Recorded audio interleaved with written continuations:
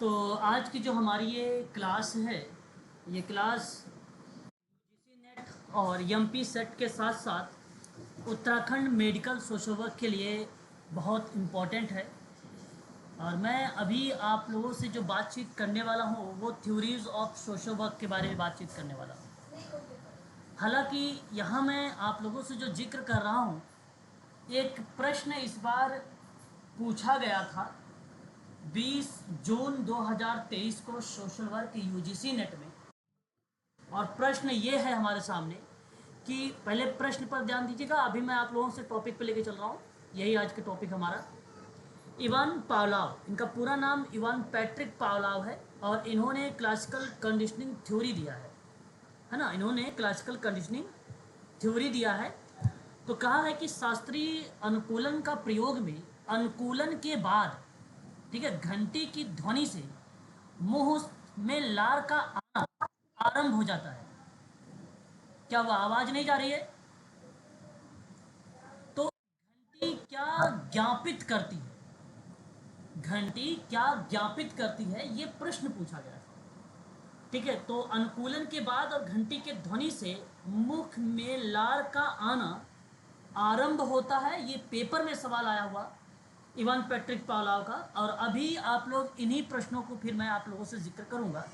और हमारी क्लास आज इसी टॉपिक पर है। क्लासिकल कंडीशनिंग इसको कहा जाता है, क्लासिकल कंडीशनिंग थ्योरी कहा जाता है इसको। इन शॉर्ट में अगर मैं बात करूं तो CR थ्योरी के नाम से भी हम लोग जानते हैं। सोशल वर्क में ये पेपर में आ चुका है प्रश्न। ठीक है, तो मैं इसके कुछ नाम हैं, उन नाम से आप लोगों को एक बार रूबरू करवा देता हूँ। थोड़ा सा एक बार आप अगर नाम नोट करना चाहते हैं तो नाम नोट कर लीजिए। इसी को CR थ्योरी कहा जाता है। CR मतलब एक प्रकार से कंडीशनिंग रिस्पॉन्स पर बल देता है। दूसरी बात आप ध्यान रखिए, इसी को S टाइप थ्योरी कहा जाता है, यानी स्टिमुलस टाइप पर है। उद्दीपक अनुकूलन का सिद्धांत भी हम इसको कह सकते हैं, क्योंकि जो स्टिमुलस है वो घंटी की आवाज है, इसलिए उद्दीपक अनुकूलन का सिद्धांत इसको कहा जाता है। ठीक है, इसी को ही शास्त्रीय अनुकूलन का सिद्धांत कहा जाता है। शास्त्रीय का मतलब होता है प्राचीन। शास्त्रीय का अगर हम अर्थ रिप्रेजेंट करते हैं तो प्राचीन से रिप्रेजेंट होता है। तो आप लोग ये कह सकते हो कि सबसे पुराना अगर कोई सिद्धांत है इवान पैट्रिक पावलोव का, तो वो 1904 में यही है, क्लासिकल कंडीशनिंग थ्योरी। ठीक है, और इसका और नाम है अनुकूलित अनुक्रिया। अनुकूलित, जी बताइए क्या कह रहे हैं आप? डिस्टर्ब मत किया करो, है ना, म्यूट रहिए।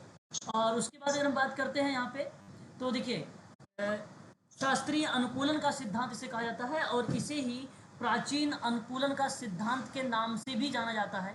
ठीक है, ये नाम मैं भी आपको बता रहा हूँ। और एक इसी को हम लोग बोलते हैं अनुकूलित अनुक्रिया का सिद्धांत भी। अनुकूलित अनुक्रिया का सिद्धांत भी इसी को कहते हैं। इसी को ही हम लोग संबद्ध अनुक्रिया का सिद्धांत भी बोलते हैं। ठीक है, इसी को हम लोग प्रतिवादी प्रतिक्रिया का सिद्धांत बोलते हैं। प्रतिक्रिया का भी सिद्धांत बोलते हैं। इसी को अनुकूलित प्रत्यावर्तन भी कहते हैं। अनुकूलित प्रत्यावर्तन भी कहते हैं इसी थ्योरीज को ही। ठीक है, अब एक एक शब्दों में मैं आपको बता दूं क्यों कहते हैं। देखो, CR आपको मतलब हुआ कि जो है CR मतलब कंडीशनिंग रिस्पॉन्स, है ना, कंडीशनिंग रिस्पॉन्स। ठीक है, तो कंडीशनिंग रिस्पॉन्स थ्योरी है। कंडीशन के आधार पे कोई चीज़ बन रही है तो उसको CR कहता है। ये इवान पैट्रिक पावलोव। SR मैंने बता दिया, यस टाइप का। यस टाइप में घंटी की आवाज़ है। ठीक है, तो घंटी की आवाज़ क्या है? स्टिमुलस है। S का मतलब हुआ स्टिमुलस।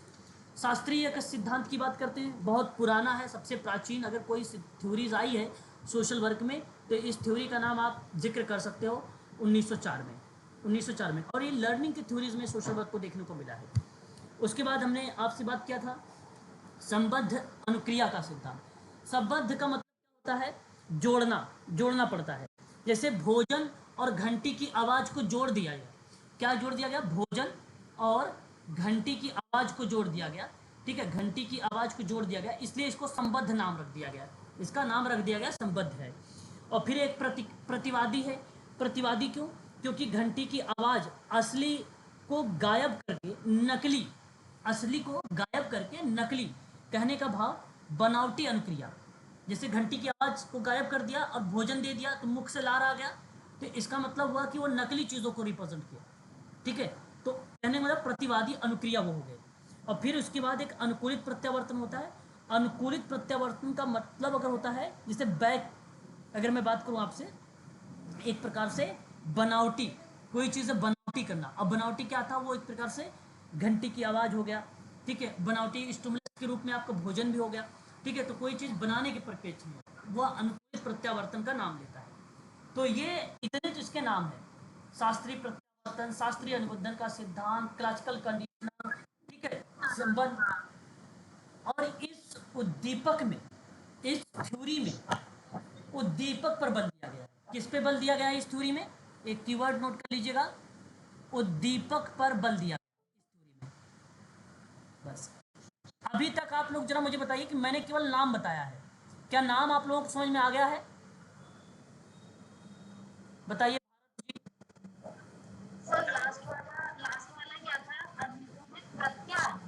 लास्ट वाला अनुकूलित प्रत्यावर्तन, देखिए मैं यहाँ पे लिख देता हूँ, देखिएगा, प्रत्यावर्तन, अनुकूलित प्रत्यावर्तन, है ना, प्रत्यावर्तन। और ये, हाँ, ये थ्योरी उद्दीपक पर बल देती है। उद्दीपक का मतलब होता है स्टिमुलस, है ना। अब जरा ध्यान से समझिएगा, मैं आपको कुछ पॉइंट बताना चाहता हूँ, और वो पॉइंट जो परीक्षाओं में पूछे जाते हैं। जैसे ध्यान दीजिएगा आप सभी लोग, क्योंकि ये सब पॉइंट हम लोगों के परीक्षाओं में पूछे जाते हैं। और इवान पेट्रोविच पावलाव इनका पूरा नाम है, और इनके तथ्यों को आप लोग जरूर ध्यान रखें, क्योंकि पेपर में तथ्यों से भी प्रश्न पूछे जाते हैं। पहला तथ्य यह है कि पावलाव रूस के निवासी हैं। कहाँ के निवासी हैं? रूस के, रसिया के निवासी हैं या निवासी थे, और पेशे से एक शरीर विज्ञानी थे। शरीर विज्ञानी थे। ये आपका एक पॉइंट है, एक तथ्य है, इसे आप अवश्य ध्यान में रखें।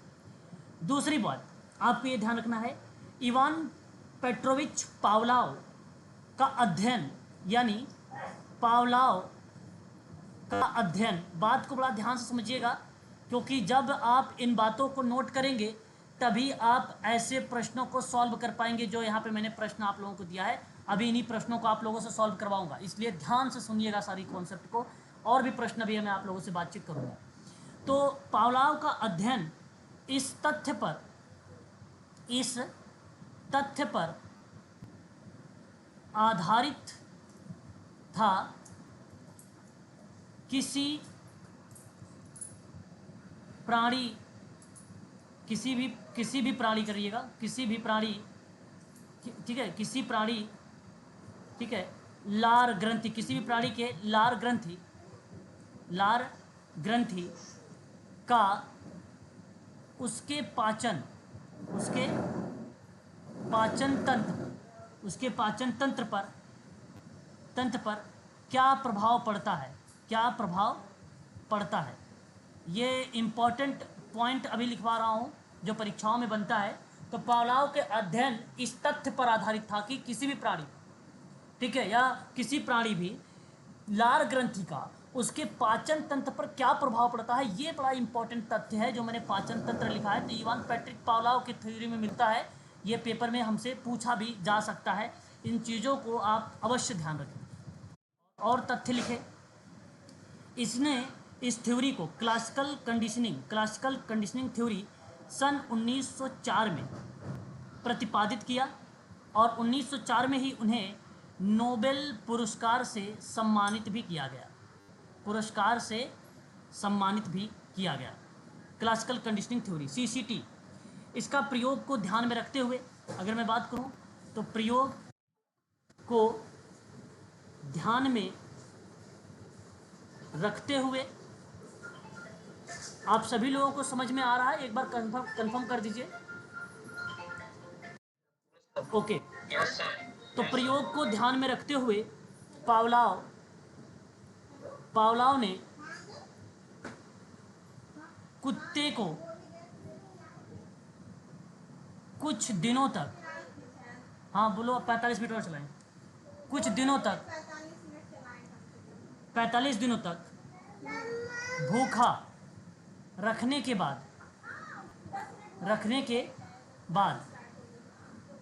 बाद एक रस्सी के सहारे से मेज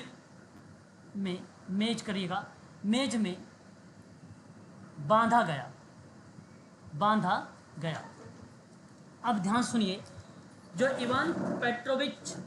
इवान पेट्रोविच पावलोव 1904 में जिनको नोबेल पुरस्कार मिला, जिन्होंने क्लासिकल कंडीशनिंग थ्योरी को दिया, उन्होंने प्रयोग किया था कुत्ते पर। एक भूखा कुत्ता था, उस भूखे कुत्ते को एक मेज के सहारे एक रस्सी से बांध दिया था।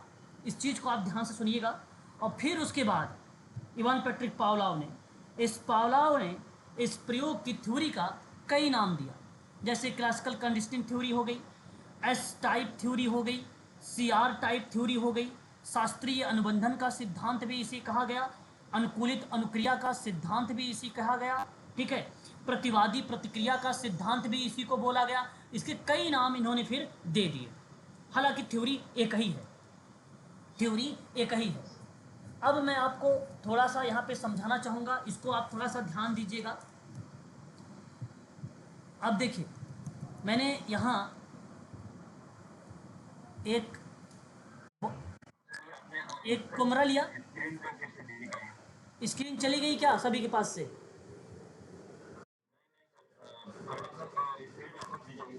ओके, एक बार स्क्रीन प्रीवियस में आपको सीन कराता हूँ, देख लीजिए।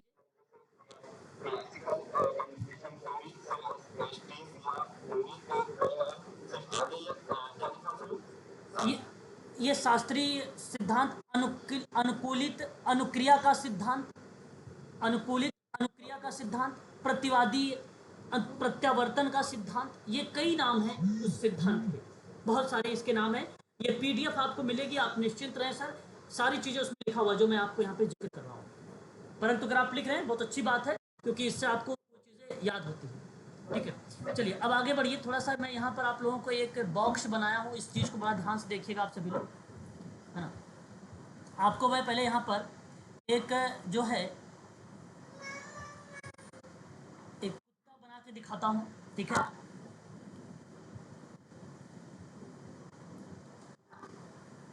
एक मिनट, ये नीचे से जाएगा 3, ठीक है।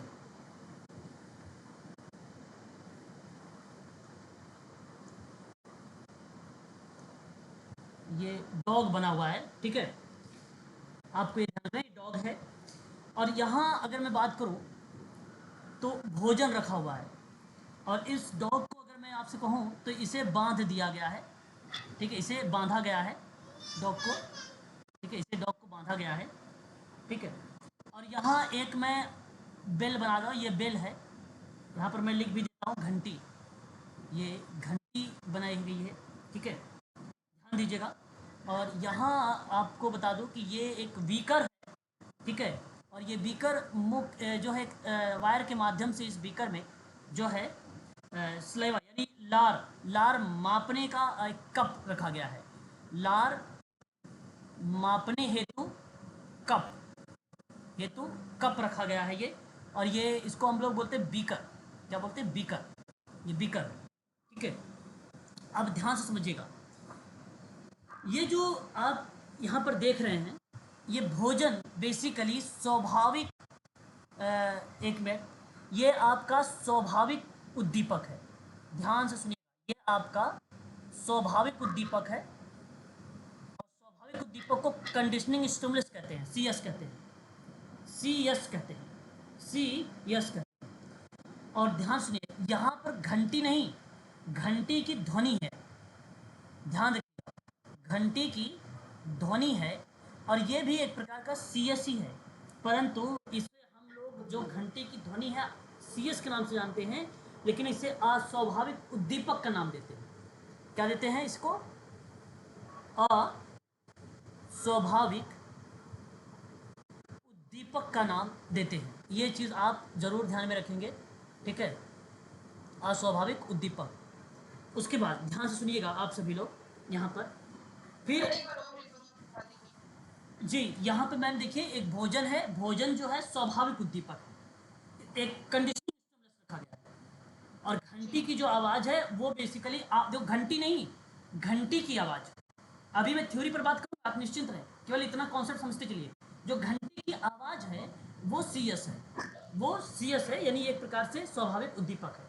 लेकिन जब इस प्रक्रिया में अस्वाभाविक उद्दीपक बनता है तो इसका हम नाम देखें कि दूसरा है।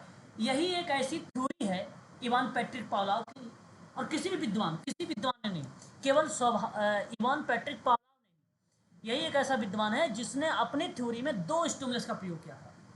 दो स्टिमुलस का मतलब उद्दीपक, दो उद्दीपक का प्रयोग किया था। यही एक थ्योरी है, बाकी कोई थ्योरी नहीं मिलेगी, ठीक है, ये बात ध्यान रखिएगा।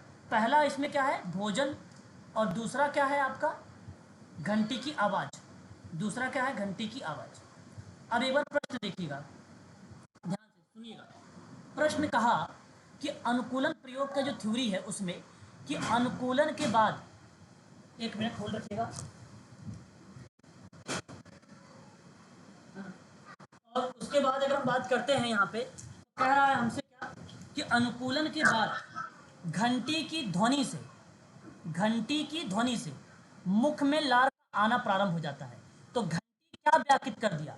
तो घंटी ने प्रेरक कर दिया उसको, उसको अनुकूलित प्रेरक कर दिया, उसको क्या कर दिया? एक प्रकार से कंडीशनिंग स्टिमुलस के रूप में आ गई है, ठीक है। और स्टिमुलस यहाँ प्रेरक है, प्रेरक का मतलब क्या है? उद्दीपक है, प्रेरक का मतलब क्या है? उद्दीपक है। तो अनुकूलित कंडीशनिंग स्टिमुलस, अब देखिए मैंने यहाँ पे लिखा भी है, कहाँ गया? ये रहा आपका टॉपिक, ये देखिए मैंने कहा सीएस, सीएस का मतलब कंडीशनिंग। अब देखिए यहाँ पे क्वेश्चन में देखिए, CS conditioning stimulus, option number A is the right answer होगा। इस प्रश्न का ऑप्शन ए करेक्ट होगा। अब थोड़ा सा समझिएगा, इस थ्योरी को बताता भी हूँ आप लोगों को। क्या यहाँ तक बात स्पष्ट है? फिर मैं आगे चलूँ, लेके और चीज़ें बताना चाहता हूँ। बहुत बढ़िया। अब ध्यान सुनिएगा आप सभी लोग, कहने का भाव ये है इसमें कि ये थ्योरी आदत पर आधारित है। किस पे आधारित है? आदत पर, हैबिट पर। बहुत इंपॉर्टेंट स्लाइड है ये, आदत पर आधारित है, आदत पर आधारित है ये थ्योरी, हैबिट। अगर किसी मान लीजिए व्यक्ति का हैबिट को छुड़ाना, चाहे उसे मान लीजिए ड्रग्स वो ले रहा है, या टेक कोई लीकर या ड्रिंक कर रहा है, ठीक है, या कोई भी जो है प्रॉब्लमेटिक हैबिट है, उसको अगर छुड़ाना है ना आपको, तो ये थ्योरी आपको लगानी पड़ेगी। अभी कैसे लगाओगे आप लोग, अभी अंत में बताऊंगा आप लोगों को। अब ध्यान से, जब किसी क्रिया को बार बार दोहराया जाता है, जब किसी क्रिया को बार बार दोहराया जाता है, तो ऐसी कंडीशन पर अनकंडीशनिंग स्टिमुलस होगा। जब किसी क्रिया को बार बार यानी पुनरावृत्ति दोहराया जाता है, दोहराया जाता है, तो उसे हम क्या नाम देते हैं? उसे हम देते हैं अस्वाभाविक उद्दीपक। लेकिन अस्वाभाविक जो उद्दीपक यहाँ पे बना है वह अनकंडीशनिंग स्टिमुलस बना है। इस बात को आप खास कर ध्यान रखेंगे, अनकंडीशनिंग स्टिमुलस बना है उद्दीपक, है ना, ये बात है। जो चीज़ बार बार दोहराया जाए, जो चीज़ बार बार दोहराई जाए, और वही प्रतिक्रिया देने लगता है, जब वो प्रतिक्रिया देने लगे तो वो स्वाभाविक उद्दीपक बन जाएगा। जब वो प्रतिक्रिया देने लगे, जब वह प्रतिक्रिया देने लगे, जब वह प्रतिक्रिया देने लगे, तो क्या बन जाएगा? स्वाभाविक उद्दीपक बन जाएगा। क्या बन जाएगा? स्वाभाविक, मतलब कंडीशनिंग स्टिमुलस बन जाएगा। कोई चीज़ अगर बार बार दोहराओगे, अनकंडीशनिंग, और जब वो चीज़ें रिस्पॉन्स देने लगेगी तो क्या बन जाएगी? स्वाभाविक बन जाएगा। जैसे मैं क्या कहूँ कि मैंने घंटी बजाया और फिर भोजन दिया, फिर घंटी बजाया, भोजन दिया, घंटी बजाया, भोजन दिया। एक बार मैंने क्या किया, घंटी तो बजाया लेकिन भोजन नहीं दिया। अब सुनिए, बात को म्यूट हो जाइएगा, ध्यान सुनिएगा। मैंने घंटी बजाया, भोजन दिया, मुख से लार आती थी, मतलब उसका लार आना स्वाभाविक हो गया था। तो एक बार क्या हुआ, मैंने 2-3 बार घंटी बजाया, भोजन दे दिया, तीसरी बार मैंने घंटी बजाया, भोजन नहीं दिया, तो उसके मुख से लार का आना तय था, और वही रीजन था स्वाभाविक उद्दीपक, वही रीजन था स्वाभाविक उद्दीपक। क्या ये बात समझ में आ गई सबको? एक बार कंफर्म करिए। अगर समझ, हाँ, अगर किसी को समझ नहीं आएगा तो पूछ लीजिएगा तुरंत, क्योंकि ये बार बार नहीं मिलेगा टॉपिक समझने के लिए, है ना। यही टॉपिक, यही पॉइंट। ओके, देखिए, सुनिए मेरी बात को ध्यान से सुनिएगा सर, म्यूट रहिएगा आप सभी लोग। मैंने कहा पहली बार मैंने क्या दिया उसे, घंटी की आवाज़, घंटी की आवाज़ की, घंटी की आवाज़ किया, और आवाज़ करते ही उसको भोजन, जब भोजन दिया तो मुख से लार भी आ गया। दूसरी बार भी मैंने वही किया, घंटी बजाया और भोजन में फिर भोजन के साथ लार आ गया। अब देखिए ये मैं एक जो है बार बार कर रहा हूँ, फिर तीसरी बार भी किया घंटी के बाद, तीसरी बार भी कर दिया, 1 2 3 4 बार भी कर सकता हूँ, और बार बार यही हुआ। लेकिन पांचवी बार मैंने क्या किया, मैंने घंटी तो बजा दिया, लेकिन मैंने भोजन नहीं दिया, नहीं दिया। तो क्या उसके मुख से लार नहीं आएगा? लार आ जाएगा, लार आ जाएगा, मुख से लार आ जाएगा, लेकिन भोजन नहीं दूंगा तब भी आ जाएगा उसके मुख से लार। बात सत्य है गलत, असत्य है बताइए? सत्य बात है ना। तो यही चीज है कि अगर मैंने बार बार कर रहा हूं तो उस चीज को हो रहा है। और प्रश्न क्या है, प्रश्न देखो ये कह रहा है आपसे खुद कि भाई अनुकूलन के बाद घंटी की ध्वनि दिया, बजाया, मुख में लार आ जाना, घंटी बजाया मुख में लार आ गया, तो वही तो हुआ स्टिमुलस। स्वाभाविक है, बार बार कोई चीज दोगे, ठीक है, बार बार कोई चीज आप स्टिमुलस करोगे तो स्वाभाविक है कि वो चीजें आएगी। ये हैबिट है, ये हैबिट पर आपसे बातचीत करता है। और देखिए इस थ्योरी में, अच्छा दूसरी बात समझिए बात को। अब आप एक चीज यहाँ पे यू आर के बारे में समझिए थोड़ा सा। यू आर क्या है, अनकंडीशनिंग रिस्पॉन्स क्या है, थोड़ा सा। जैसे अपने आप लार का गिरना, अपने आप का लार का गिरना, ठीक है, और अपने आप जब लार गिर रहा है तो वह स्वाभाविक अनुक्रिया होगी। वो क्या होगी? स्वाभाविक अनुक्रिया होगी। अनुक्रिया का मतलब रिस्पॉन्स होता है ना। क्या होता है वो? रिस्पॉन्स होता है, ठीक है। इस बात को आप जरूर ध्यान में रखेंगे, ठीक है ना, इस बात को। अब ध्यान सुनिए, जब इसको पहले दिन, प्रथम डे, यानी प्रथम पहले दिन क्या हुआ कि यूएस दिया गया, मतलब अनकंडीशनिंग स्टिमुलस दिया गया, तो वहाँ पर इसने यूआर किया, अनकंडीशनिंग रिस्पॉन्स किया। और स्वाभाविक है ये कि अगर आप कोई उद्दीपक दे रहे हो तो लार का आना तय है, और इसलिए ये एक प्रकार की सहज क्रिया कही जाती है। इसको क्या बोलते हैं? सहज क्रिया, इसको बोलते हैं सहज क्रिया। और ये स्वाभाविक है, ये होना है, ये होना है, ये होना है, इस बात को ध्यान रखिएगा। लेकिन एक बात और ध्यान से सुनिए, अगर मैं घंटी की आवाज प्लस प्लस यूएस, यानी आप ध्यान सुनिए, घंटी की आवाज आपका क्या हुआ? सीएस हुआ, और अनकंडीशनिंग स्टिमुलस भी दे दिया, भोजन भी दे दिया, और जाहिर सी बात है मैंने घंटी भी बजाया, यूएस भी दिया, तो जाहिर सी बात है यहाँ पर यूआर होगा, अनकंडीशनिंग रिस्पॉन्स होगा, तय है, इसमें कोई दो राय नहीं, इसमें कोई दो राय नहीं। कभी कभी पेपर में हमसे एक और टर्म करके पूछा जाता है, वो 3 टर्म ध्यान देखिएगा। एक है यू सी एस, से क्या होगा? यू सी आर होगा, और U C S plus C S is equal U C R होगा, और सी एस से आपका क्या होगा? सी आर होगा। इनके बारे में थोड़ा समझिए, पेपर में कभी कभी ये भी टर्म पूछ लिया जाता है, इंपॉर्टेंट टर्म है ये भी, ठीक है। जैसे अगर मैं आपसे कहूँ, अब पहले समझ लीजिएगा, जो भोजन है, जो भोजन है वो यू सी एस है, जो घंटी है वो सी एस है, जो लार है, लेकिन किसके साथ लार है? भोजन के साथ है। किसके साथ है? भोजन के साथ है। तो वो UCR है। और लार है बिना भोजन के, भोजन के बगैर, भोजन के बगैर, बगैर, तो वो क्या है, CR है। ठीक है, अब इसको ध्यान रखिए, ये 4 मैंने कीवर्ड्स साइड में लिख दिया है, इन कीवर्ड्स को भी आप लोग जरूर ध्यान में रखेंगे। ये कीवर्ड है 4।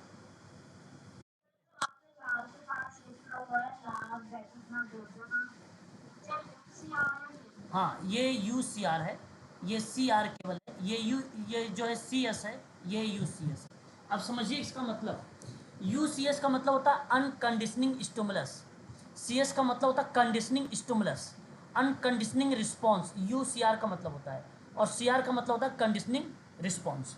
ठीक है, कंडीशनिंग रिस्पॉन्स इसका मतलब होता है।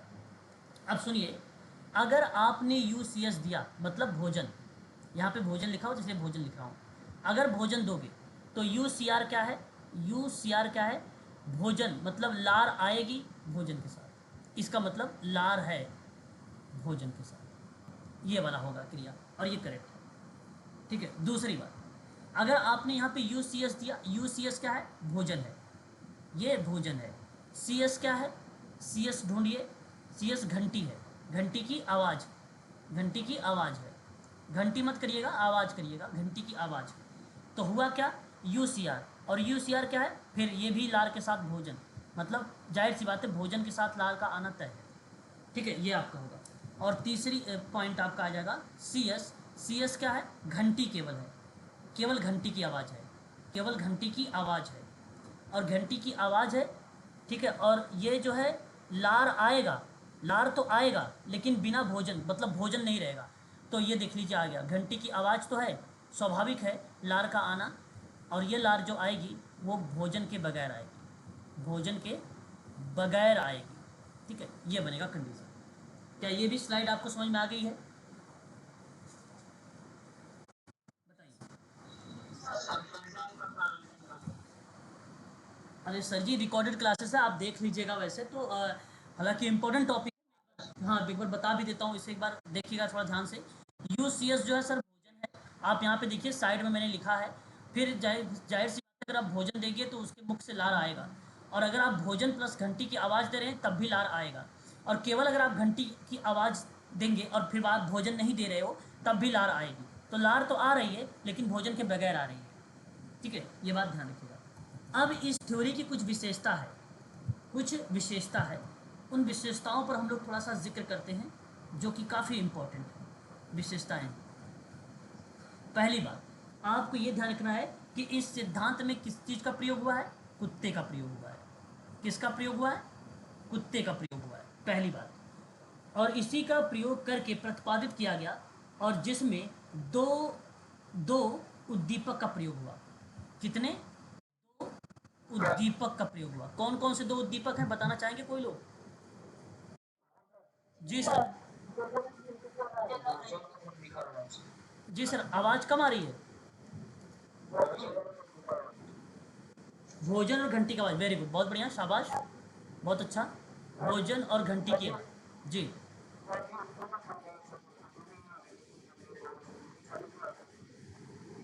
उर्दू और इंग्लिश में नहीं सर, देखिए यहाँ पे जो है आप समझने का प्रयास करिए, यहाँ जो कुत्ते का प्रयोग, मतलब इसने एक्सपेरिमेंट जो किया था इवन पैट्रिक पावलोव सर, वो डॉग पर किया था, और दो स्टिमुलस का प्रयोग किया।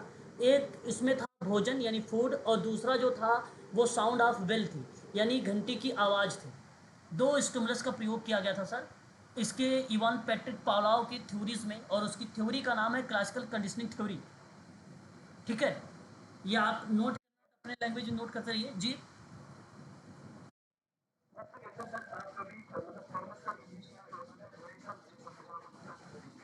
चलिए कोई बात नहीं, अभी आप थोड़ा ध्यान दीजिए सर, मैं आपको पूरी कोशिश करूंगा समझाने का, इंग्लिश में भी थोड़ा सा वर्ड यूज़ करूंगा, उर्दू तो नहीं आती मुझे, लेकिन आप थोड़ा सा समझिएगा, ठीक है ना सर। इंग्लिश में मैं आपको कुछ चीज़ें बताता रहूँगा, ठीक है। आप देखिए यहाँ पे दूसरा, दूसरी एक इसकी कैरेक्टराइज्ड होती है जिसकी विशेषता हम लोग बोलते हैं, पावलाव के अनुसार अगर मैं बात करूँ तो इन्होंने कंडीशनिंग स्टिमुलस की बात किया। कंडीशनिंग स्टिमुलस को हम लोग क्या बोलेंगे, स्वाभाविक बोलेंगे, स्वाभाविक उद्दीपक कहेंगे।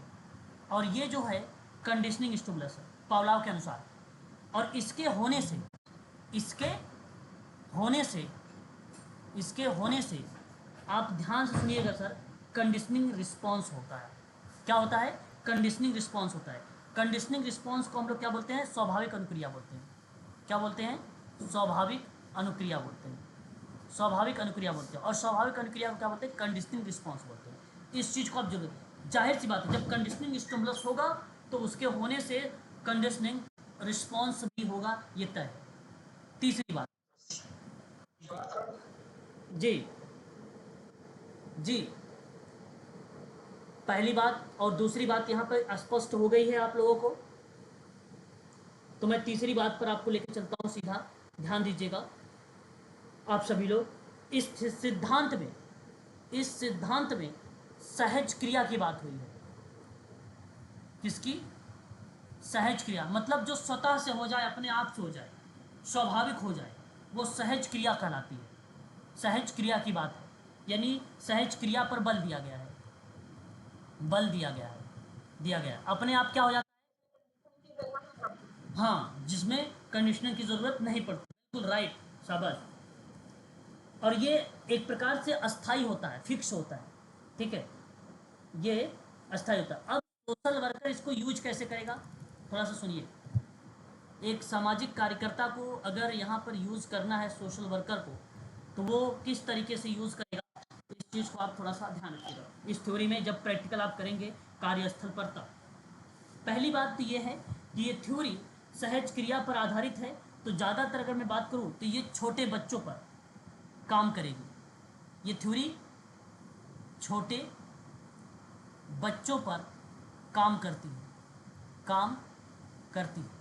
पहली एक सोशल वर्कर के लिए जानकारी है ये। दूसरी बात आपको ध्यान रखना है, इस सिद्धांत में जो कंडीशनिंग है उस पर बल दिया गया है। और यानी कंडीशन बल देने का मतलब हुआ कि ये अनुबंधन पर बल दिया है, कंडीशनिंग पर। और यही कारण है इसमें शिक्षण अधिगम प्रक्रिया, यानी आप कह सकते हो teaching learning process, teaching learning process में बच्चों को स्वैच्छिक गतिविधियों में अनुबंधित करती है। किसमें? स्वैच्छिक गतिविधि, स्वतः में कोई गतिविधियों से क्या करती है, वो जोड़ती है। तो मैं यहाँ पे लिख देता हूँ स्वैच्छिक गतिविधियों में, स्वैच्छिक गतिविधियों में मतलब एक प्रकार से जो स्वैच्छिक एक्टिविटी है उन एक्टिविटी में अनुबंधित करती है, जोड़ती है। अनुबंधित का मतलब जोड़ना हो गया, एक प्रकार से करती है, ठीक है। और तीसरी बात इसमें, इस सिद्धांत में बच्चों की जो बुरी आदतें हैं उन बुरी आदतों के स्थान पर अच्छी आदतों का हस्तांतरण करता है। बुरी आदतों के स्थान पर अच्छी आदतों को हस्तांतरण करता है, हस्तांतरण करता है या किया जा सकता है।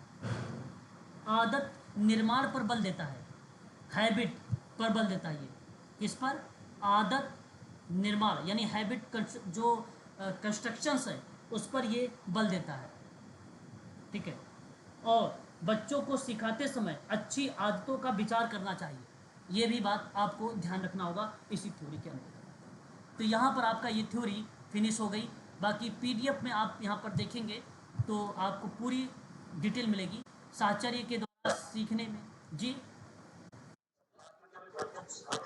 हाँ, बच्चों को सिखाते समय अच्छी आदतों का विचार करना चाहिए, अच्छी आदतों का विचार करना चाहिए। अब सर सुनिए, साहचर्य के द्वारा सीखने में संबंध सहज क्रिया सबसे अच्छी महत्वपूर्ण मानी जाती है। जब हम अस्वाभाविक उद्दीपक के प्रति जो है स्वाभाविक प्रतिचार करने लगते हैं तो वहाँ संबद्ध प्रतिक्रिया के द्वारा सीखना उत्पन्न हो जाता है। और जब खाने को देखने पर कुत्ते के मुंह में लार आ जाती है या घंटी बजाने पर लार आने लगते हैं तो उसे भी संबद्ध प्रतिक्रिया के द्वारा सीखा जाता है, ठीक है। तो ये चीज़ें आपको यहाँ पर मिलेगी पूरी डिटेल में। और यहाँ आप देख सकते हैं कि भोजन के साथ लार का आना स्वाभाविक क्रिया और अनुक्रिया के रूप में आया। भोजन प्लस घंटी आया, लार आया तो अस्वाभाविक क्रिया और अनुक्रिया हुआ। अभी मैंने आपको बताया था घंटी तो बजी लेकिन भोजन तो नहीं था, लेकिन लार आना तय था। ठीक है, ये चीज़ें आपको यहाँ पे दिखेगी। ठीक है, आप देख सकते हैं यहाँ पर पूरा डिटेल जानकारी है, आपको मैंने अभी वहाँ पे लिखवाया है, सारी चीज़ें आपको मिल जाएगी। ठीक है, अब बात करते हैं आगे। कुछ और भी इनके बारे में बता दें, थोड़ी बहुत किताबें, एक आध दो किताब भी इन्होंने लिखा है अपनी थ्योरी में, इस थ्योरी में बता दें। बिल्कुल, चलिए तब देख लीजिए दो तीन बातें इनकी। इनकी जो है दो तीन बातें कौन कौन सी हैं, आपको ये चीज़ ध्यान रख लेना है थोड़ा सा। एक कंडीशनिंग जो है, कंडीशनल एक किताब आई इनकी, बुक सन 1904 की बुक है, और उस किताब का नाम है अनुकूलित प्रत्यावर्तन।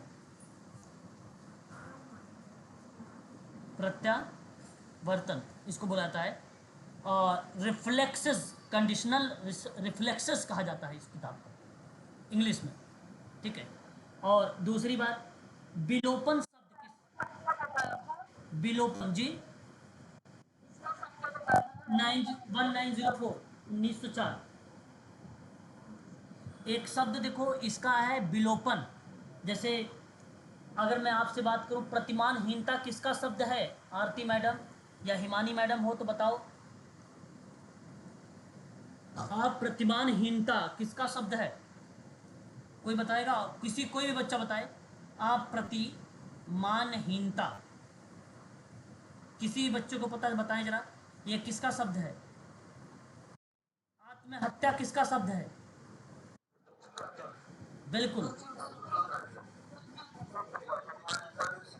जी, बिल्कुल। अप्रतिमानहीनता भी और आत्महत्या भी दुर्खिम का है। ठीक उसी तरीके से विलोपन शब्द अगर पूछा जाए तब आपको क्या लगाना है? विलोपन। जरा मुझे बताइए, अहम केंद्रित किसका शब्द है? अहम केंद्रित, ईगोसेंट्रिक जी, जीन पी, जीन, नहीं, जीन पियाजे का नाम आता है, जीन पियाजे का नाम आता है, जीन पियाजे का। और प्राइवेट स्पीच, प्राइवेट स्पीच वाक वाणी, लेव वाइगोस्की का। अभी हाल ही में क्वेश्चन करवाया था भाई, भूल जाते हो क्या?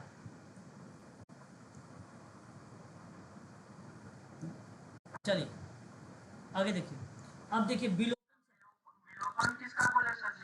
विलोपन पावलाव का है, पावलाव, पावलाव, लेव वाइगोस्की, लेव वाइगोस्की, वाइगोत्स्की। देखो विलोपन क्या है? सिर्फ घंटी बजाने और भोजन ना देने के, या भोजन ना देने से लार टपकने की अनुक्रिया गायब हो जाएगी, यह विलोपन का पार्ट माना जाता है।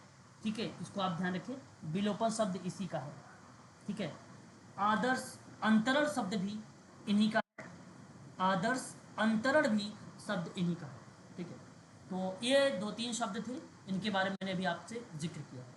अब हम लोग बात करेंगे एक और महत्वपूर्ण थ्योरीज के बारे में, जिसको हम लोग बोलते हैं, जिसको हम लोग बोलते हैं और जी,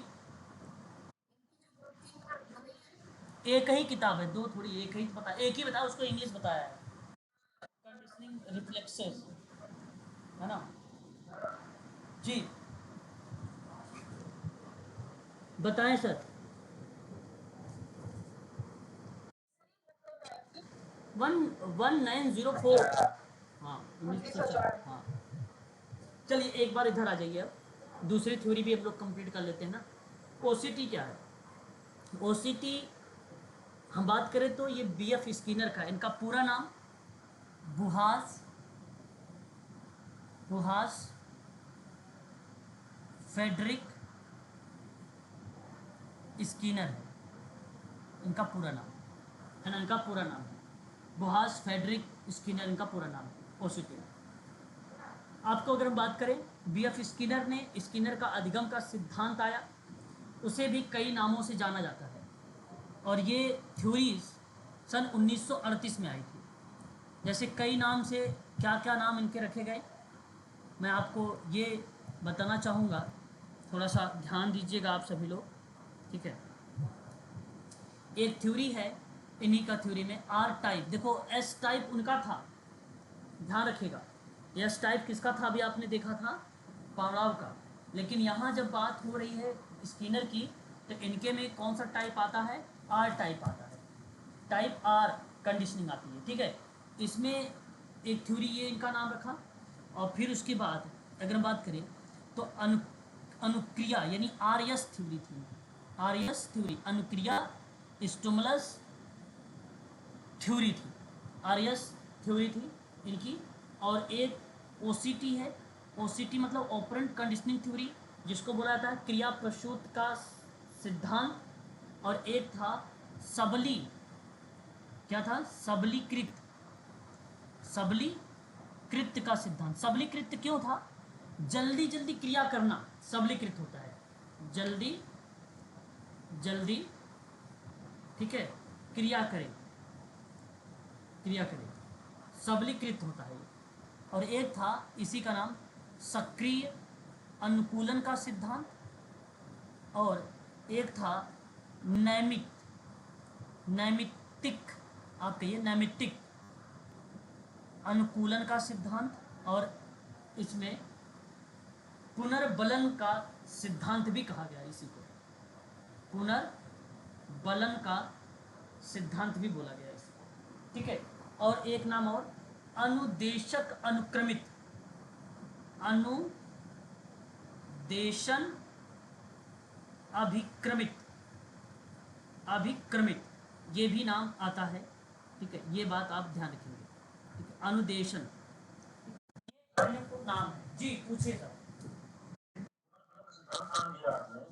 जी, जी सॉरी फिर से बताएं।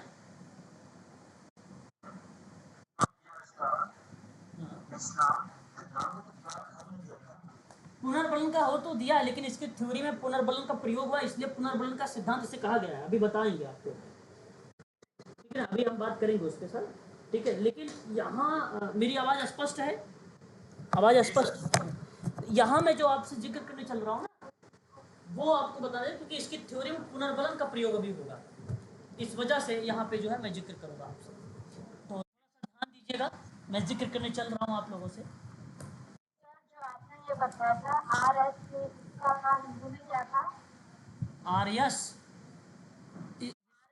सेकंड नंबर पर हाँ, लिखा है R type, response stimulus theory, अनुक्रिया उद्दीपक सिद्धांत, ठीक है। अब ध्यान से सुनिए, यहाँ पर देखिए, मैंने यहाँ आपको एक स्किनर बॉक्स बनाता हूँ, एक स्किनर बॉक्स बनाता हूँ, ये स्किनर बॉक्स है। और इस बॉक्स में अगर मैं बात करूँ आपसे, तो इन्होंने एक जो है,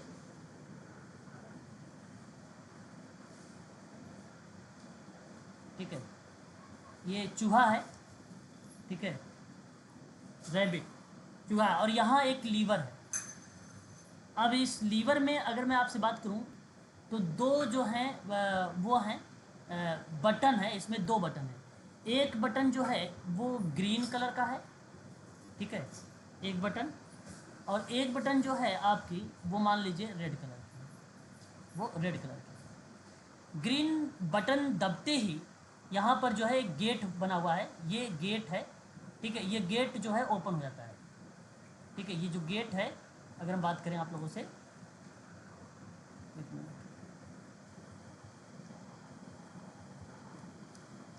ठीक है, ये आवाज़ मेरी स्पष्ट है, ओके ओके, ठीक है। तो ये देखिए, यहाँ अगर हम बात करें तो ये गेट है, ये गेट जो है ग्रीन बटन दबते ही ओपन हो जाती है, ठीक है, ओपन हो जाता है। और उसके बाद यहाँ पे अगर बात करें तो ये जो है, यहाँ करंट है, इसकी थ्योरी में ना करंट था, यहाँ करंट है। और करंट पेपर में तो नहीं अभी तक पूछा गया है, लेकिन अगर पूछा जाए तो 0.05 लगाइएगा आप लोग, इतना करंट था इसमें, करंट डाला गया था। और ये बेसिकली ग्रीड है, क्या ये ग्रीड, इसमें जो है नकारात्मक पुनर्बलन ग्रीड के अंदर था। ये मतलब जब जाहिर सी बात है करंट है इसमें, तो करंट का मतलब क्या हुआ कि एक प्रकार से नकारात्मक पुनर्बलन है, नकारात्मक पुनर्बलन मतलब नेगेटिव रेनफोर्समेंट है ना, पुनर्बलन। ठीक है, नेगेटिव पुनर्बलन है इसमें ग्रिड के अंदर। ठीक है, और यहाँ अगर हम बात करें तो मान लीजिए ये कप रखा हुआ है ना, प्लेट है, ऐसे भी कह सकते हो, और यहाँ भोजन रखा हुआ है, और ये जो खाना है, ये जो भोजन है, ये पुनर्बलन का काम करता है। ये भोजन किसका काम कर रहा है? पुनर्बलन का काम कर रहा है, पुनर्बलन का काम कर रहा है, काम कर रहा है, ये बात ध्यान रखिए। और ये आपका लीवर है, ये आप जानते हैं, ये लीवर हो गया।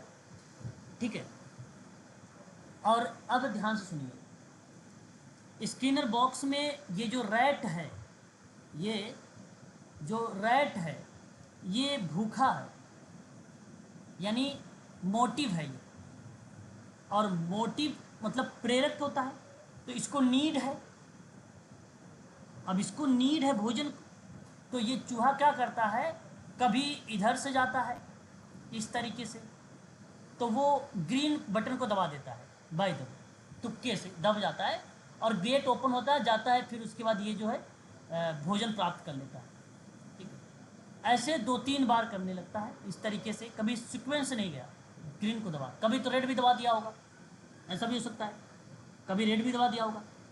तो यहाँ एक प्रकार से एक समय ऐसा आया उसको कि उसने जो है डायरेक्ट ऐसे गया, ऐसे डायरेक्ट गया, ग्रीन बटन को दबाया, और ये तुरंत भोजन प्राप्त कर लिया, मतलब वो सीख लिया।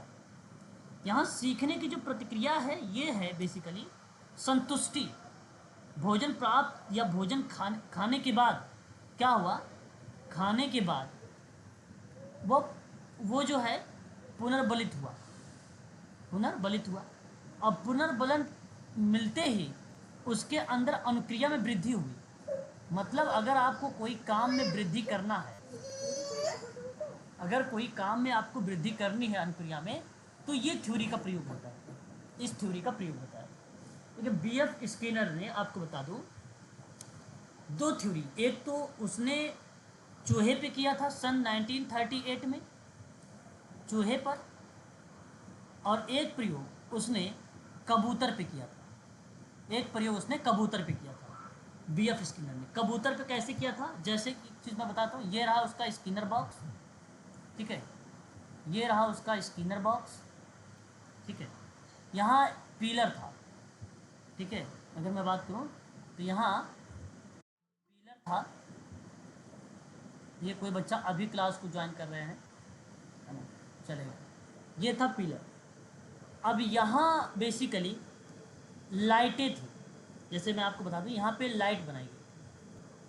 अब लाइट कई टाइप की थी, जैसे इसी में एक लाइट थी रेड, और एक लाइट जो थी वो थी ग्रीन, मतलब डिफरेंट डिफरेंट कलर की जो लाइटें थी इसमें डाली गई थी।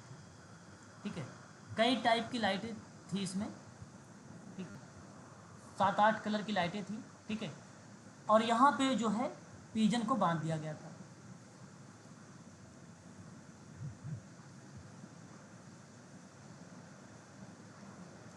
ये आप समझ लीजिए कि पिजन है, ठीक है ना, ये पिजन है, और इस पिजन को यहाँ पर बांध दिया गया था। जैसे चूहा, सॉरी, ये कबूतर, जैसे ही कबूतर इस रेड वाली बटन को क्लिक करता, दबाता था, तो ऊपर यहाँ पर अगर हम बात करें तो एक वो लगा हुआ था, भोजन रखा हुआ था, और यहाँ प्लेट था, यहाँ प्लेट रखा हुआ था। इस प्लेट में इस जैसे ही ग्रीन बटन दबती थी तो रोटी का जो टुकड़ा था वो इस प्लेट में आ जाता था। ठीक है, एक काला बटन था और एक प्लेट। यहाँ पे अगर बात करें, यहाँ रेड बटन, ब्लैक बटन और विभिन्न प्रकार बटन थी। जैसे ही केवल ग्रीन बटन दबती थी तो जो रोटी का टुकड़ा था वो इस प्लेट में आके गिर जाता था। तो कहने का मतलब ये हुआ कि कबूतर भी यहाँ पर, अगर मैं आपसे बात करूँ, तो ये भी भूखी थी, यानी कहने का भाव ये है कि ये भी मोटिव था, इसको नीड थी भोजन की। ठीक है, तो फिर जब से रोटी वो प्राप्त करते उसको संतुष्टि मिल जाती है, और फिर वो पुनर्बलित हो जाता है, फिर वो अनुक्रिया में क्या करती है, वृद्धि करने लगती है। तो बस इतनी सी बात इसकी थ्योरी में थी, इस चीज़ को आप जरूर ध्यान में रखिए। तो पुनर्बलन कहीं ना कहीं इसके कार्यों में जो है वृद्धि करने को लेकर बातचीत करता है ये थ्योरी। अब ओसीटी क्या है मैं आपको बताना चाहूँगा। ओसीटी में बेसिकली एक ऐसा अधिगम जिसमें ऐच्छिक अनुक्रिया जिसके परिणामों द्वारा नियंत्रित होता है।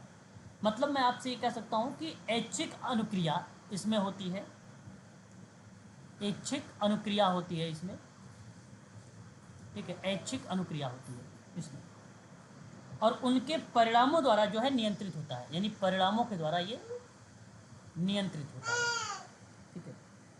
पुनर्बलन भी है, इस चीज़ को आप पता। अब पुनर्बलन 3 टाइप का बताया था इसमें। कितने टाइप का पुनर्बलन बताया था? 3 टाइप का पुनर्बलन था।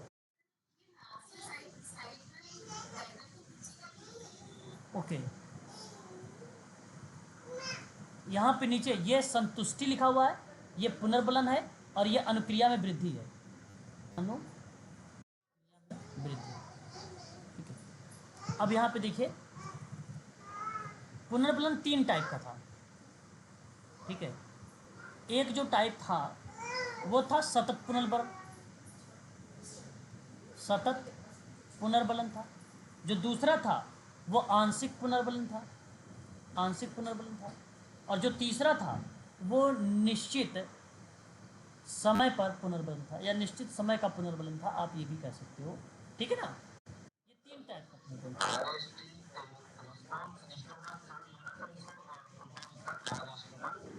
RST नहीं, हाँ यार, रिस्पॉन्स स्टिमुलस थ्योरी जी, RST, OC है ना, ये सब नाम है उसी का। OCT ध्यान रखिए, RST बहुत कम आता है, OCT ज़्यादा आता है ना, OCT। अच्छा, अब यहाँ पर ध्यान दीजिए, जो सतत पुनर्बलन होता है ये अस्थाई होता है सर।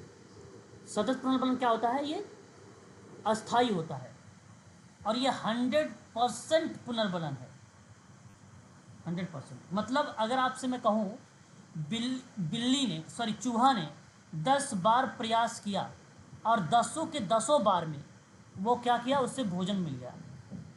10 बार उसने लीवर को दबाया और 10 के 10 बार मिल गया, तो ये क्या कहलाएगा? सतत पुनर्बलन कहलाएगा। वैसे कबूतर पे भी बोल सकते हो आप कि कबूतर ने 10 बार सही बटन को दबाया और कबूतर ने 10 के 10 बार भोजन प्राप्त कर लिया, ठीक है। तो ये अस्थाई होता है, इसको सतत बोलते हैं। और एक हो आंशिक, मतलब सीखने के लिए सतत रूप से अनुक्रिया के लिए यहाँ पे प्रतिक्रिया का विलोपन है, प्रतिक्रिया का विलोपन है, तो ये इसलिए आंशिक है। मेरा कहने का मतलब ये कि 3 बार उसने प्रैक्टिस किया तो हो सकता है कि उसे 3 बार भोजन मिला होगा। देखो ध्यान सुनिए, उसने 3 बार प्रयास तो किया तो 3 बार मिला होगा भोजन। उसने 3 बार प्रयास किया होगा तो उसे भोजन नहीं भी मिला होगा, नहीं भी मिला होगा। मतलब कहने का मतलब ये है यहाँ पर एक प्रकार से कि मिला भी हो सकता है, नहीं भी हो सकता है। 3 बार प्रयास किया 0 बार मिला, 5 बार प्रयास किया 3 बार मिला। तो एक प्रकार से जब इस तरीके की बात हो तो आप उसे आंशिकता के रूप में रखिएगा। लेकिन जब मैं आपसे बात करूं निश्चित समय दे दिया जाए, निश्चित समय का भाव ये बताता है आपको कि समय अस्थाई रहता है, यहाँ पे समय अस्थाई रहता है यहाँ पे। अब अस्थाई रहने का मतलब जो समय दर्शाया जा रहा है, जैसे 2 मिनट में, अगर मैं आपसे कहूँ 2 मिनट में 1 बार भोजन प्राप्त किया, अब समय दे दिया ना मैंने, 2 मिनट में वो लीवर दबाया, 1 बार उसने भोजन मिला। हो सकता है कि 5 मिनट में उसे 3 बार भोजन मिला हो, 3 बार भोजन मिला हो। तो आप अगर मान लीजिए कोई बच्चा प्रॉब्लमेटिक बिहेवियर कर रहा है, व्यवहार कर रहा है, तो आपने उसको समय दे दिया कि 5 मिनट में उसकी प्रॉब्लमेटिक बिहेवियर को समाप्त करना है, और उस बच्चे को आपने आगे बैठा लिया। अब आप आगे बैठा लिए ताकि, क्योंकि क्यों आगे बैठाया आपने? आप सोशल वर्कर हो और उसकी प्रॉब्लमेटिक बिहेवियर को दूर करना चाहते हो आप, इसलिए उसको आगे बैठा लिया आपने। और वो 5 मिनट में आपने टाइम रखा कि 5 मिनट में ये प्रॉब्लमेटिक बिहेवियर देखिए कितनी बार करता है। तो हो सकता है आगे बैठाने की वजह से वो 2 बार किया हो, तो कुछ कम हुआ कि नहीं कम हुआ? तो ये जो थ्योरी यूज़ होती है बेसिकली पुनर्बलन भी करती है एक प्रकार से बच्चों को, और एक प्रकार से नेगेटिव जो व्यवहार होता है उसको दूर करने का प्रयास भी किया जाता है इसमें, और कार्यों में वृद्धि की जाती है इस थ्योरी से, इस थ्योरी से। तो एक बार स्पष्ट कर दीजिए आप सभी लोग, क्या आपको OCT समझ में आ गई है? कौन सी? ये निश्चित समय का पुनर्बलन। देखिए मैं ये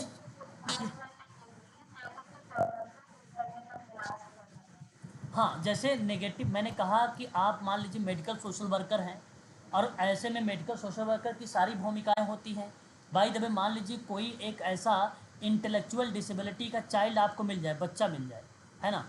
अब इसको आपको टीच कराना है, सपोज टीच का मतलब ट्रेनिंग देनी है आपको, ठीक है, थोड़ा समय के लिए, या आप मान लीजिए ऑब्जर्वेशन करना है आपको। अब इसके लेवल जो है मॉडरेट की 35 से 50 आईक्यू है इसकी। तो ऐसी कंडीशन में प्रॉब्लमेटिक बिहेवियर है, तो आपको क्या करना चाहिए कि अगर आप उसे ट्रेन कर रहे हो क्लास में, ठीक है, ये आपकी क्लास है, यहाँ पे जो है बच्चे बैठे हुए हैं, ठीक है, ये जो एक बच्चा है ये प्रॉब्लमेटिक बिहेवियर करता है, ठीक है, और ये बच्चा पहले पीछे बैठता था, अब इसको आज आपने क्या कर दिया, आज आपने इसको आगे बैठा दिया ताकि ये प्रॉब्लमेटिक बिहेवियर ना करे। तो आप यहाँ पर 5 मिनट में आपको देखना है कि ये बच्चा कितनी बार दूसरे बच्चों को हिट करता है, यानी यहाँ पीछे से मारता था सबको, या प्रॉब्लमेटिक बिहेवियर है एक प्रकार का, कुछ भी हो सकता है प्रॉब्लमेटिक बिहेवियर, ध्यान नहीं देना, कुछ भी हो सकता है। तो 5 मिनट में आपने देखा कि 2 बार इसने सही तरीके से काम किया है, या 5 मिनट में 2 बार इसने जो है गलत गलत काम किया, बाकी 3 मिनट इसने सही काम किया है, ठीक है। तो ये आप देख सकते हो यहाँ पर। तो ये आपके लिए थोड़ा सा ये थ्योरी जो है काफ़ी मदद करती है आपको टीच कराने के दौरान या ट्रेनिंग देने के दौरान, काफ़ी मदद करती है ये, क्योंकि स्वयं निगमन पर बल देता है, ये पुनर्बलन पर ज़्यादा बल देता है, स्वयं क्रिया करने पर बल देता है, मतलब स्वतः करके सीखे बच्चे, इस पर ज़्यादा बल देता है ये। संप्रत्यय का निर्माण करता है ये थ्योरी, कॉन्सेप्ट का निर्माण करता है ना। अब देखो पावलाव और स्किनर की थ्योरी में अंतर क्या है, इस चीज़ को थोड़ा समझ लीजिए। यहाँ मैं पावलाव की बात कर लेता हूँ, इधर मैं स्किनर की बात करता हूँ, थोड़ा सा अंतर है इन दोनों में, ध्यान दीजिएगा। पावलाव की थ्योरी में अगर मैं बात करूँ, 2 उद्दीपक हैं, स्पष्ट है, शायद आपको मैंने बताया है। और इसकी थ्योरी में क्या है, उद्दीपक नहीं है, क्या है, पुनर्बलन है। इसकी थ्योरी में क्या है, पुनर्बलन है। किसकी, स्किनर की।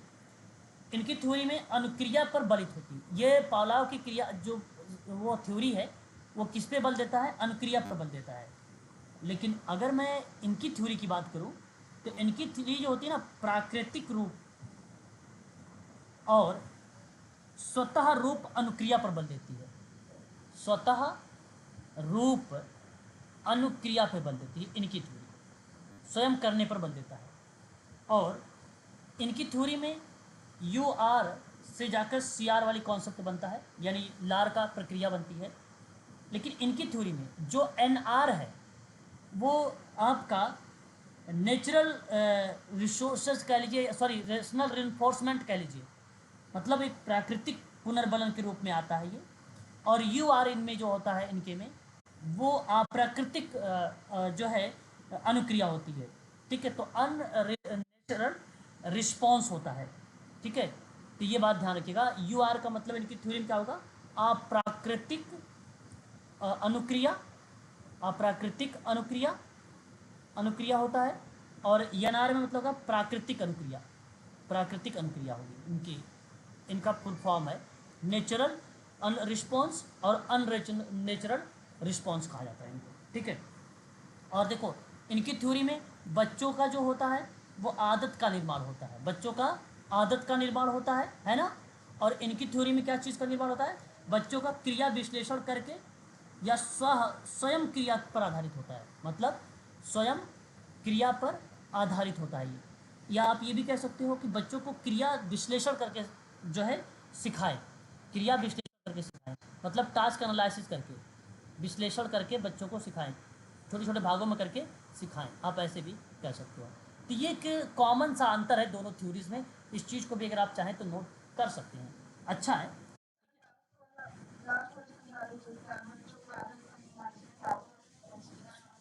स्वयं क्रिया पर बल देते, मतलब स्वयं करके सीखने पर बल। अब जाहिर सी बात है, अगर मैं पुनर्बलित होऊंगा, मुझे आप टॉफ़ी दे दोगे, मुझे आप शाबाश कह दोगे, तो मैं जाहिर सी बात है बहुत अच्छा काम करने लगूंगा और तीव्र गति से काम करने लगूंगा, तो स्वयं अनुक्रिया पर बल देने लगूंगा। और कोई काम अगर आप मुझे सिखाना चाहते हो, आपको पता चल गया कि मैं प्रॉब्लमेटिक बिहेवियर कर रहा हूँ, तो मेरे टास्क जो आप सिखाओगे ना, तो उसको छोटे छोटे भागों में करके सिखाओगे। मतलब एक गोल लिया, उस गोल को पहले आपको ये बताना पड़ेगा क्या उस गोल के बारे में वो बच्चा जानता है, ठीक है, क्या उसके fine motor gross motor active है, ठीक है, या वो सही तरीके से कर सकता है। तो छोटे छोटे भागों में कोई काम उसको तोड़ के सिखाओगे, है ना, सरल सरल तरीके से काम को सिखाओगे। ये थ्योरी स्किनर के अंतर्गत आती है, हमें देखने को मिलता है। ठीक है, तो इस चीज़ को ध्यान रखिए। साइंस एंड ह्यूमन बिहेवियर करके इसकी एक किताब आई थी स्किनर की, एग्जैक्ट इसका वर्ष नहीं पता है, लेकिन आप इसको जरूर नोट कर लीजिए मुझे, है साइंस एंड ह्यूमन ह्यूमन जी ह्यूमन बिहेवियर है, इसकी एग्जैक्ट वर्ष नहीं मालूम है मुझे। ठीक है, इसको आप ध्यान रखिए, ये किताब इसकी रही। ठीक है, ठीक है, अब यहाँ पर ये थ्योरी भी समाप्त हो गई आपकी। अच्छी चीज़ें थी, मैंने जो चीज़ें बताया हैं आपको, ये पेपर में हम लोगों से पूछी भी जाती हैं, है कि नहीं? आपने देखा भी होगा परीक्षाओं में ये थ्योरीज आती हैं, है ना, प्रश्न भी आपने, है ना। और यहाँ पर अगर आप देखेंगे ना, इसी किताब में यहाँ पे सारी चीज़ें मिल जाएगी। अंतर्दृष्टि का सिद्धांत है, एक एक पैराग्राफ में, अगर मैं चाहूँ तो एक एक पेज में भी बता सकता हूँ आप लोगों को, सीधा लेके चल सकता हूँ। बहुत सारी थ्योरीज हैं इस पर। ठीक है, हैगार्ट की भी थ्योरी आ गई है नीचे, है ना। फिर उसके बाद देखिए क्या सोशल डेवलपमेंट थ्योरी है, लेवाइगोस्की का भी है, जेडपीडी पूछा जाता पेपर में आया हुआ है। ठीक है, लेवाइगोस्की का। मैंने कहा था इनर स्पीच और प्राइवेट स्पीच, प्राइवेट स्पीच मैंने बोला था ना आप लोगों को भी, ये देखिए सोशल स्पीच है, मतलब स्पीच जब भी, ओके ओके ओके, ग्रुप में डाल लूँगा। जितनी भी स्पीच शब्द आए ना, तो सीधा सीधा आप लोगों को लगाया करो लेवाई घोस्की का, मैं बताऊंगा कल वाली क्लास में, ठीक है ना। ठीक है, चलो आज के लिए बस इतना ही रखते हैं, ठीक है।